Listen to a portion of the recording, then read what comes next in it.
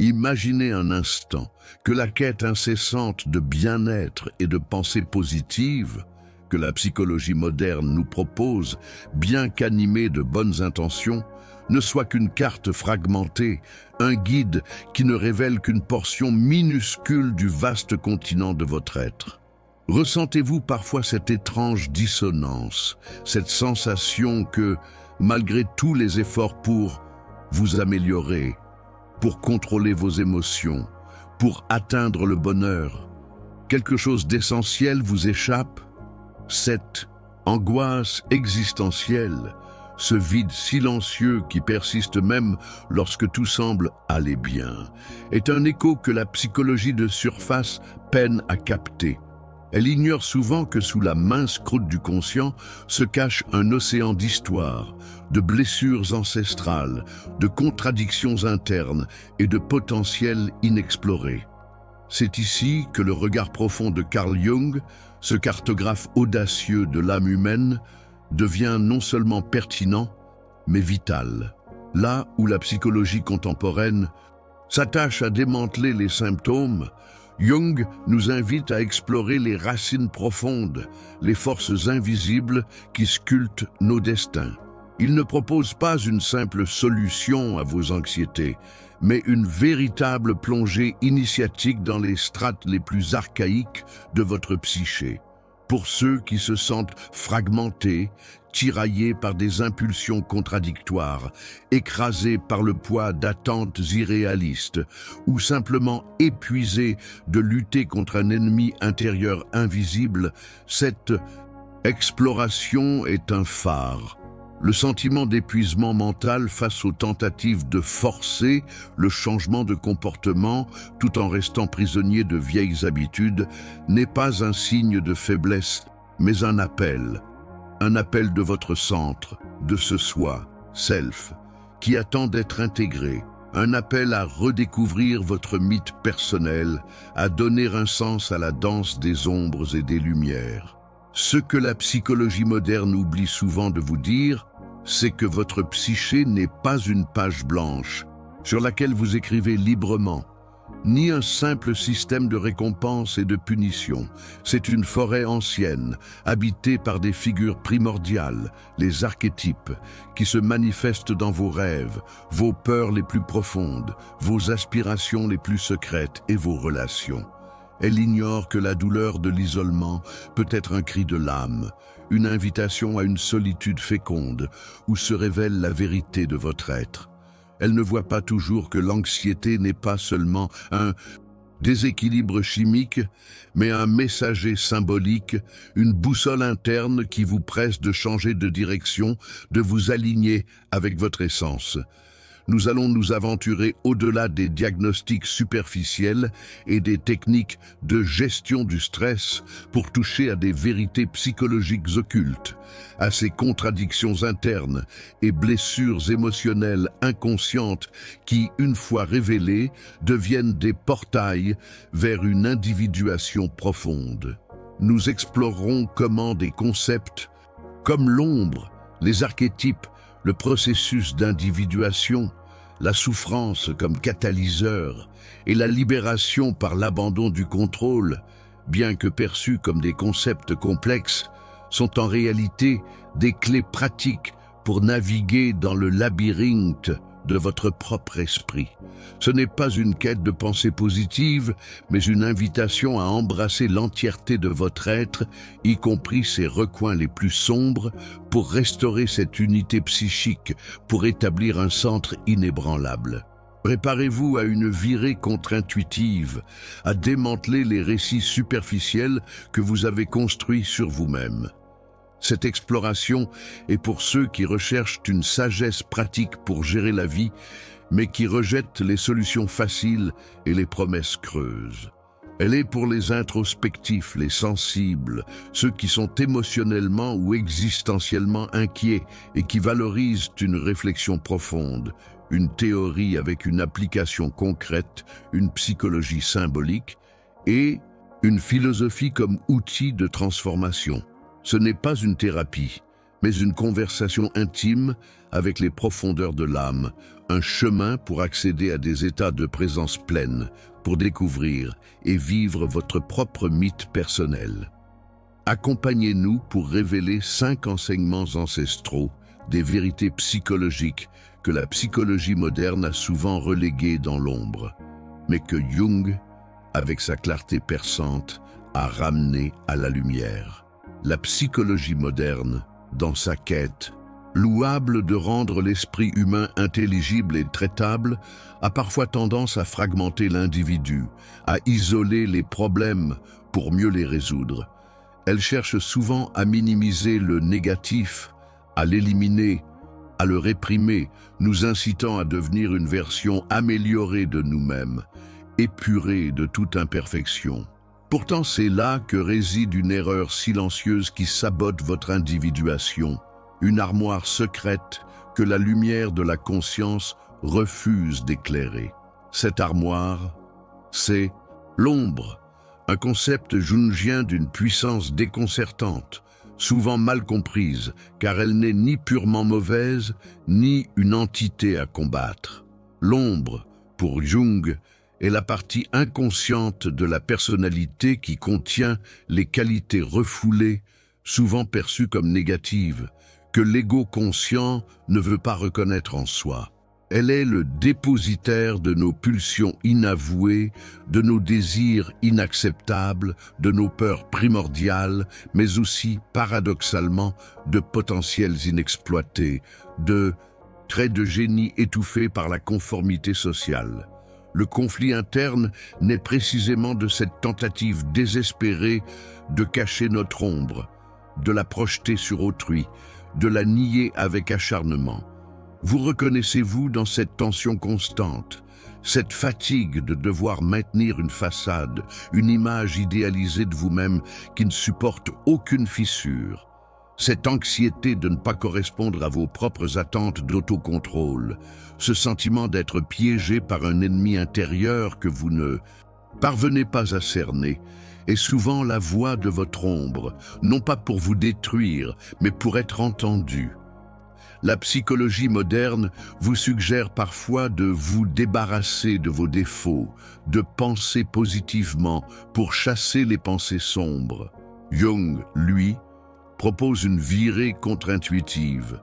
Il nous dit que votre ombre n'est pas votre ennemi, mais un enseignant négligé. Elle ne veut pas vous détruire, elle cherche à vous révéler, à vous compléter. Le processus d'intégration de l'ombre n'est pas un acte de faiblesse, mais le plus grand acte de courage que vous puissiez entreprendre. C'est accepter d'accueillir les parties de vous que vous avez jugées indignes, honteuses ou dangereuses. C'est reconnaître que la violence que vous dénoncez chez autrui, le mensonge qui vous révulse, la paresse que vous méprisez, peuvent résonner même faiblement en vous. C'est le miroir inconfortable que votre psyché vous tend. L'application pratique de cet enseignement est radicale. Commencez par observer sans jugement. Au lieu de réprimer la colère, la jalousie, l'orgueil, interrogez-vous sur leur origine. Qu'est-ce que cette émotion essaie de vous dire? Quelle blessure émotionnelle inconsciente se cache derrière? Un rituel quotidien simple pourrait être le journaling de l'ombre. Chaque soir, notez une pensée, une réaction, un désir inavoué qui vous a traversé la journée et que vous avez instinctivement rejeté. Ne jugez pas, ne justifiez pas. Simplement, écrivez. Aujourd'hui, j'ai ressenti une pointe d'envie face au succès de mon ami, même si je l'aime. J'ai eu une pensée cruelle envers un collègue que je déteste. En donnant une voix à ces fragments refoulés, vous les retirez de l'obscurité où ils grandissent en silence et les ramenez à la lumière de votre conscience. C'est une démarche digne du taoïsme, où l'équilibre entre le yin, l'obscur, et le yang, la lumière, est essentiel à la plénitude. Il n'y a pas de lumière sans ombre, pas de jour sans nuit. Embrassez votre ombre, C'est embrasser votre totalité, votre humanité complexe et paradoxale. C'est reconnaître que l'énergie contenue dans ces traits refoulés, une fois conscientisée, peut être transformée et mise au service de votre individuation. Le guerrier sage ne fuit pas son adversaire, il le comprend et intègre sa force. Votre ombre est cette force brute qui, au lieu de vous saboter, peut devenir le carburant de votre authenticité et de votre puissance créative. C'est le premier pas pour restaurer cette unité psychique, pour se sentir moins fragmenté et plus entier. Car la véritable liberté n'est pas l'absence de l'ombre, mais la capacité de danser avec elle. Dans la course effrénée de la vie moderne, nous sommes souvent encouragés à forger une identité unique, à être soi-même au point de nous sentir isolés dans notre singularité. La psychologie moderne, dans sa focalisation sur l'histoire personnelle et l'environnement immédiat, peut parfois nous laisser avec le sentiment d'être des naufragés sans carte, cherchant désespérément un sens à nos expériences individuelles. Le poids de schémas archétypaux inconscients tels que l'insécurité du puer, l'éternel adolescent, ou la culpabilité du sénex, le vieillard rigide, reste souvent un fardeau invisible.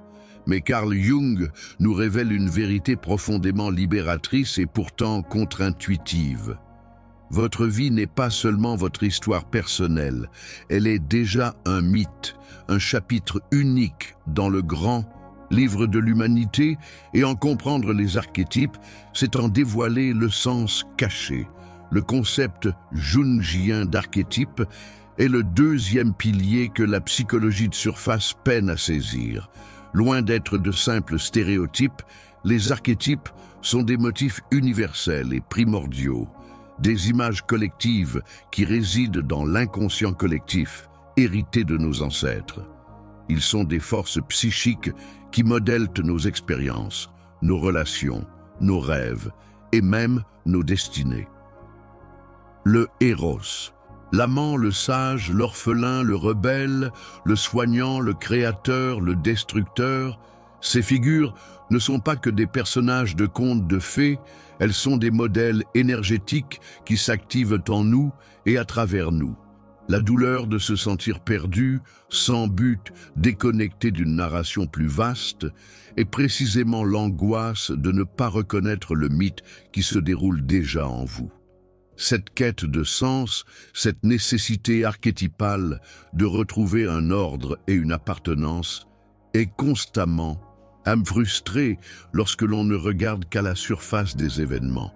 La virée contre-intuitive ici est que vous n'êtes pas seulement un individu isolé, unique et déconnecté. Vous êtes en réalité en train de vivre des schémas anciens, universels. Cette prise de conscience n'est pas une réduction de votre singularité, mais une expansion, une connexion avec le courant profond de l'expérience humaine. C'est comme découvrir que votre mélodie personnelle est une variation sublime d'une symphonie éternelle. En reconnaissant les archétypes à l'œuvre dans votre vie, vous accédez non seulement à une compréhension plus profonde de vos propres motivations et comportements, mais aussi à une sagesse ancestrale pour naviguer les défis.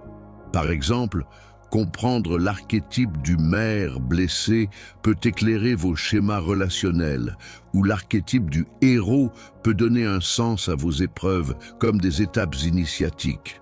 Après avoir compris le complexe du héros, votre perception de la réussite et de l'échec ne sera plus la même. L'application pratique de cet enseignement demande une observation attentive de vos propres récits de vie. Quelles sont les figures récurrentes dans vos rêves? Quels personnages vous fascinent ou vous répulsent? Quelle dynamique se répète dans vos relations amoureuses, professionnelles, amicales? Un exercice concret pourrait être de cartographier vos archétypes. Identifiez 3 archétypes qui semblent dominer votre vie actuellement. Par exemple, l'orphelin dans votre sentiment d'abandon, le guerrier dans votre combat professionnel ou le sage dans votre quête de connaissance. Pour chacun, décrivez comment il se manifeste, quelles sont ses ombres, ses aspects négatifs, et ses lumières, ses potentiels.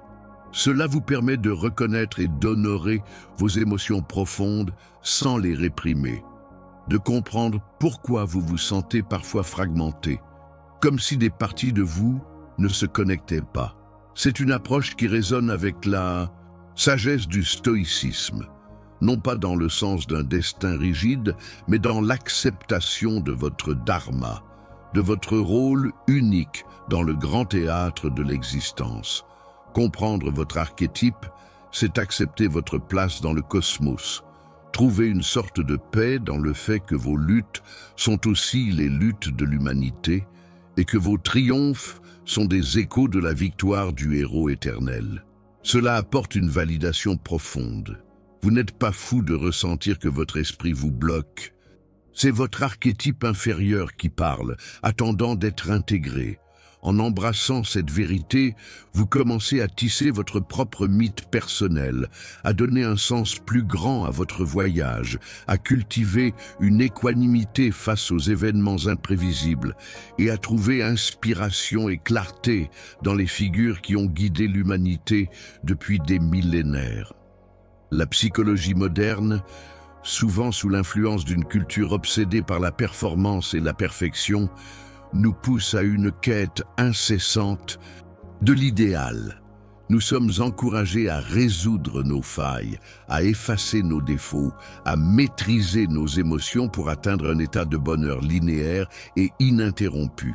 Cette recherche implacable d'un moi idéal, parfait, sans peur, toujours en paix, mène inévitablement à l'épuisement, à la culpabilité et à une profonde angoisse existentielle.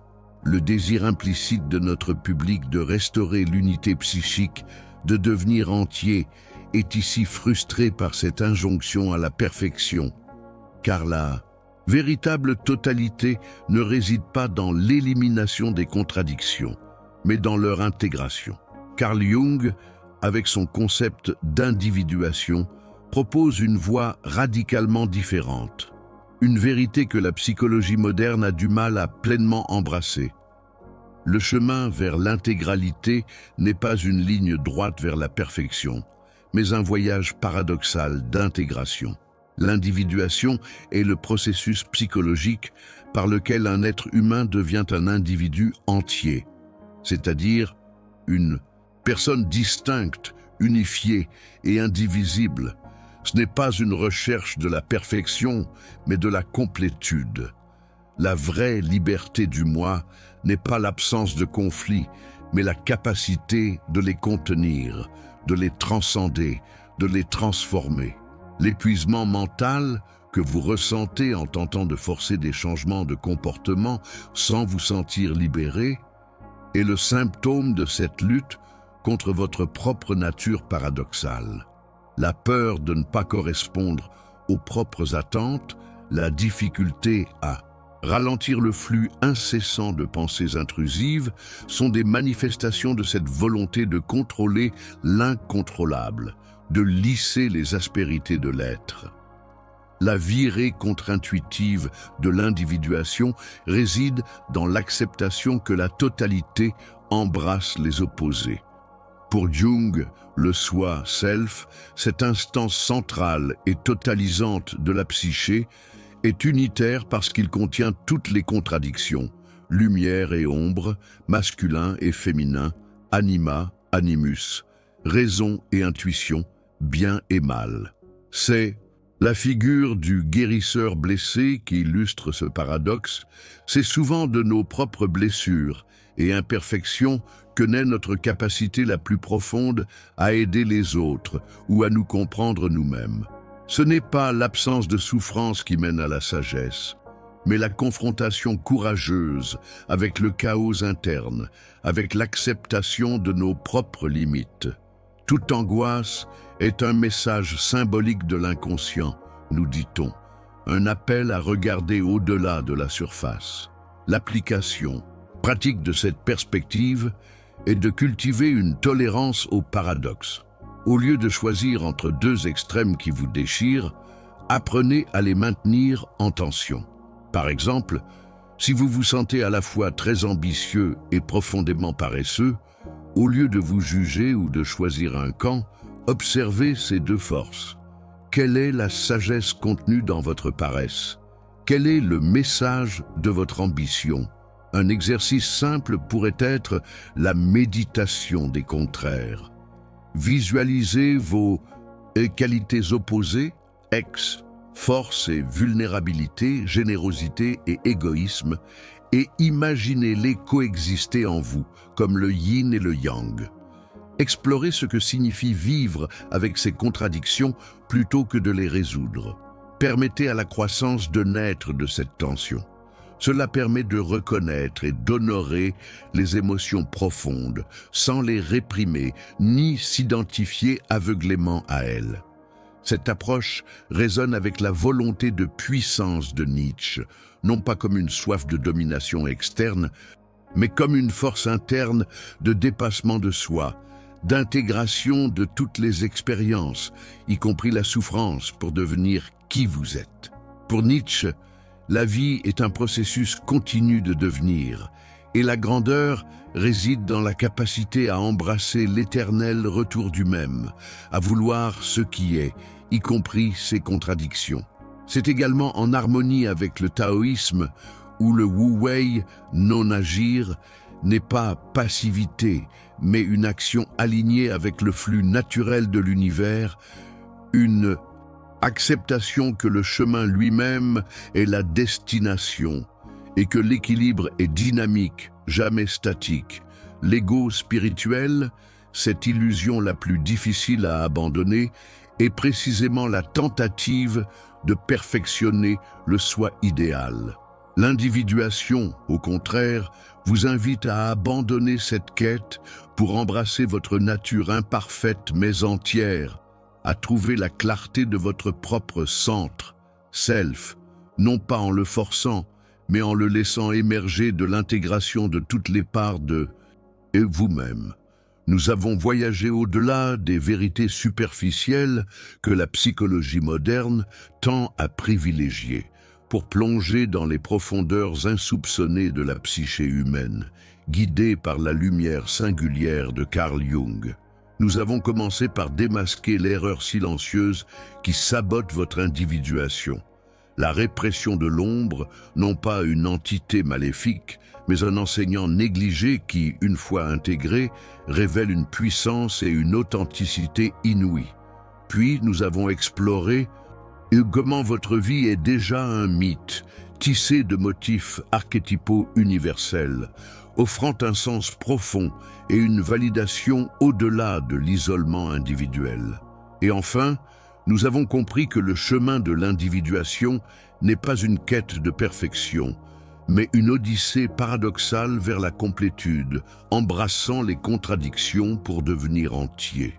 Mais il y a encore deux enseignements fondamentaux que ces explorations nous révèlent, des vérités incisives sur notre relation à la souffrance et au contrôle.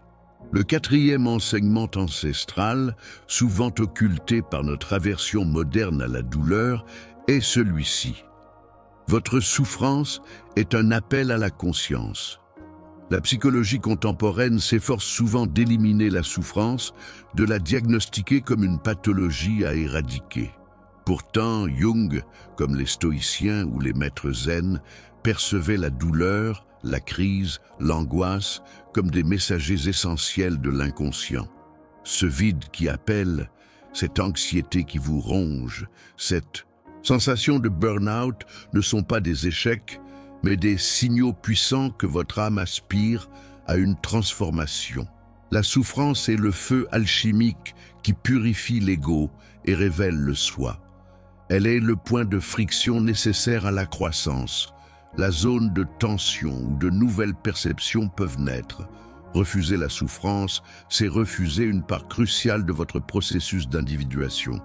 C'est dans le cœur de la tempête que l'on découvre sa propre solidité et que l'on commence à entendre ce que votre ombre est en train de révéler.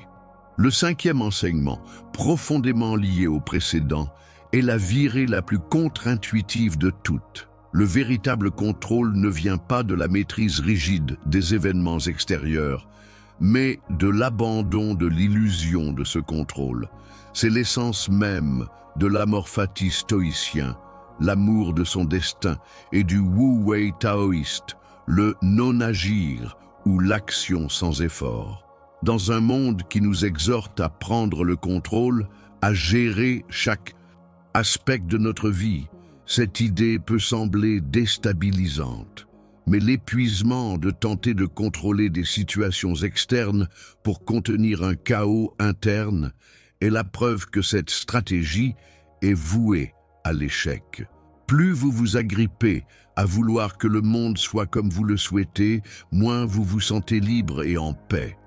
La véritable équanimité, le centre inébranlable que vous recherchez, naît de l'acceptation de ce qui est, de la capacité à distinguer ce qui est sous votre contrôle. Vos jugements, vos réactions de ce qui ne l'est pas, les événements extérieurs, la nature des autres.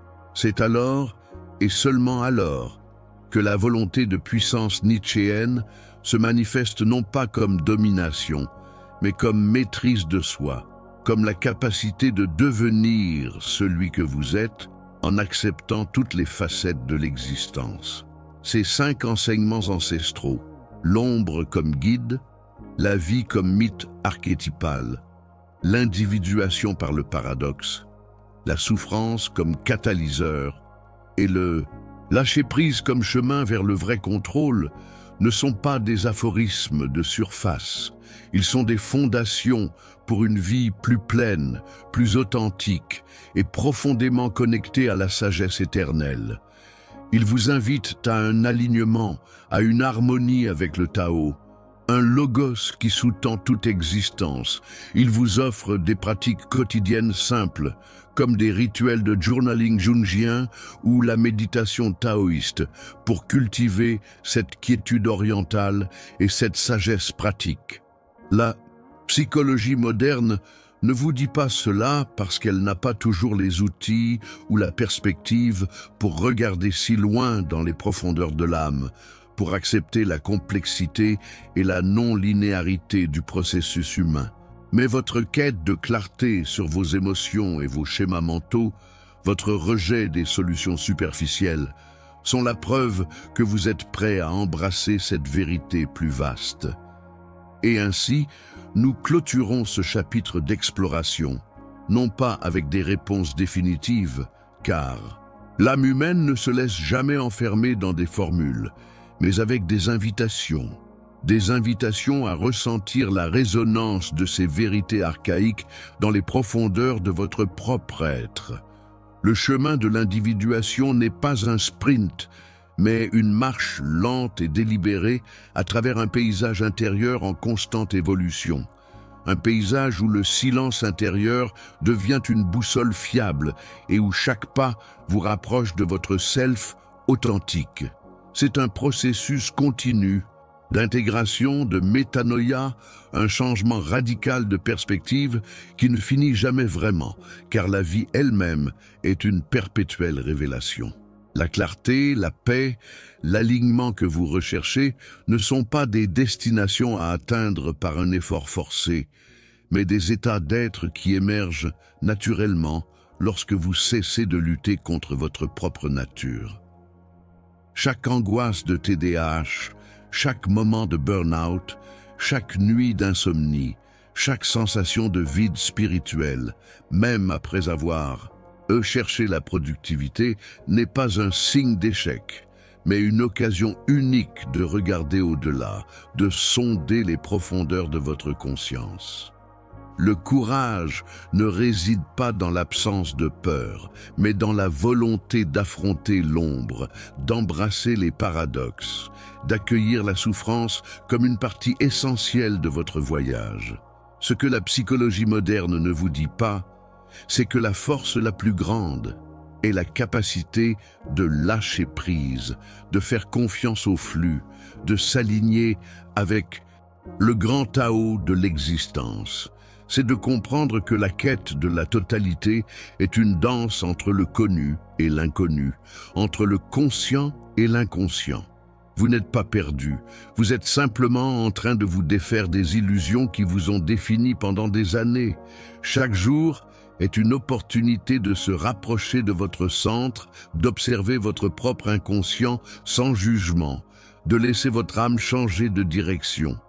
Que cette exploration ne soit que le début d'une conversation plus profonde avec vous-même, une conversation qui réveille, organise et provoque votre être, toujours avec élégance philosophique et pouvoir psychologique. Continuez à explorer, à questionner, à ressentir, car le plus grand des mystères est le vôtre. Si cette invitation au cœur des enseignements ancestraux de Carl Jung a résonné en vous, si les échos de l'ombre, des archétypes et du paradoxe de l'individuation ont éveillé en vous une soif de vérité plus profonde, alors sachez que vous n'êtes pas seul dans cette quête. Ce voyage vers le soi, vers l'intégration de votre être fragmenté, est un chemin partagé par des milliers de chercheurs de sens. Nous vous invitons à prolonger cette exploration, à plonger encore plus loin dans les eaux profondes de la psyché.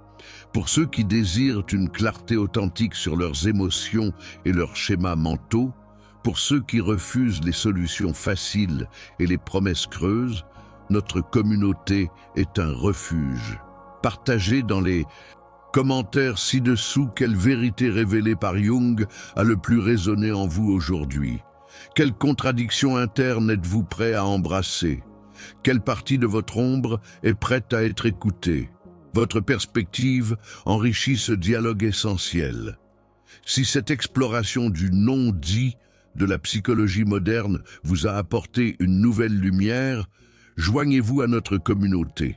Abonnez-vous à la chaîne Eva World, activez la cloche des notifications et ne manquez aucune de nos prochaines explorations.